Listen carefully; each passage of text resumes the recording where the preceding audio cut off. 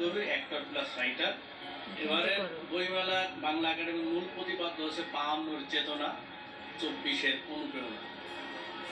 তো আমি রক্তাক্ত ৩৬ জুলাই লিখেছি। আমি একজন যোদ্ধা, রাজপথে ছিলাম। আমি সেই স্মৃতিগুলি তুলে ধরেছি। ১ থেকে ৩৬ দিন কি ঘটনা হয়েছিল, আবু সাইদ কোন তারিখে মারা গেছিল, কোথায় মারা গেছিল, মীর মুগ্ধ কোন তারিখে মারা গেছে, কোথায় মারা গেছিল, শহীদ আমিন সাভার পাকিজা ওই জায়গায় মারা গেছিল তুলে ধরেছি, নাফিজ মারা গেছিল তুলে ধরেছি, ওয়াসিম মারা গেছিল তুলে ধরেছি। মানে যারা শহীদ হয়েছে, এই বইটা রক্তাক্ত ৩৬ জুলাইটা কিন্তু আমি সকল শহীদদের প্রতি উৎসর্গ করেছি। এবং একটা টোটাল একটা ট্রমার ভিতরে যখন সারা বাংলাদেশ ছিল, ওই সময়কার ছাত্র জনতার পক্ষে কারা কারা ছিল তাদেরকে আমি তুলে ধরেছি। আমরা যারা মিডিয়ায় অভিনয় করি, কাজ করি, তাদের ভিতরে অনেক আর্টিস্ট ছিল রাজপথে এই ফ্যাসিস্টের বিরুদ্ধে দাঁড়িয়েছিল, সাহস করে দাঁড়িয়েছিল। সেই সাহসের ভিতরে আমি দু একজনের নাম যদি বলতে চাই, তাহলে মুশারফ করিম ভাই আছে, বাঁধন আপা আছে, তারপরে সিয়াম আছে, আরশ খান আছে, বর্ষা আছে, খায়রুল বাসার আছে, এরকম ধরনের অনেক যারা ছাপা কবিরও ছিল। হ্যাঁ, তারপরে সাবিলা নূর ছিল।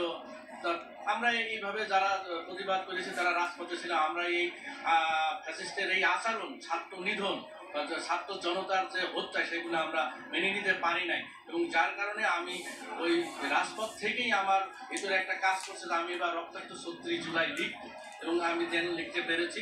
এবং যারা দেশের বাইরে থেকে যারা প্রবাসী ভাইরা আছে, যারা আমাদের রেভিডেন্ট যোদ্ধা, যারা শাটডাউন করেছিল, তাদেরও ভূমিকা ছিল।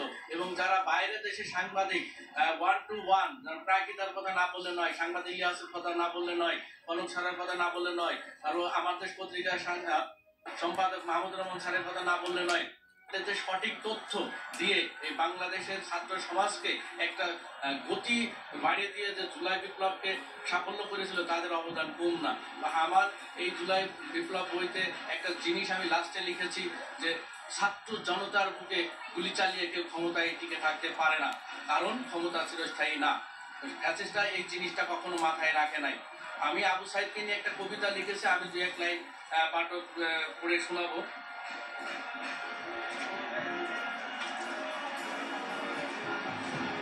শহীদ আবু সাইদ, তুমি বাংলাদেশের লাখো কোটি তরুণের সাহসী প্রাণ, তুমি কোটা সংস্কার আন্দোলনের নতুন প্রয়াস, তুমি বীর, তুমি চিরুন্নত মমশির, তুমি সারা পৃথিবীর ছাত্র ছাত্রীর এক নতুন ইতিহাস, তুমি হার নামান এক প্রতিবাদী সৈনিক, তুমি বাংলাদেশের যুব সমাজের প্রতিবাদের অগ্রদূত, তুমি শিখাই গেলে অধিকার আদায়ের জন্য নিজেকে কিভাবে বিলিয়ে দিতে হয় নিজেরই প্রাণ, তুমি বীর যোদ্ধা, তুমি বীর শ্রেষ্ঠ, তুমি বীর, তুমি চিরুন্নত মমশির, তুমি বেঁচে থাকবে সবার মাঝে ইতিহাস হয়ে, তোমার বুকের বুলেট সারা বাংলাদেশের কান্না, তুমি বীর, তুমি চিরুন্নত মমশির। ধন্যবাদ।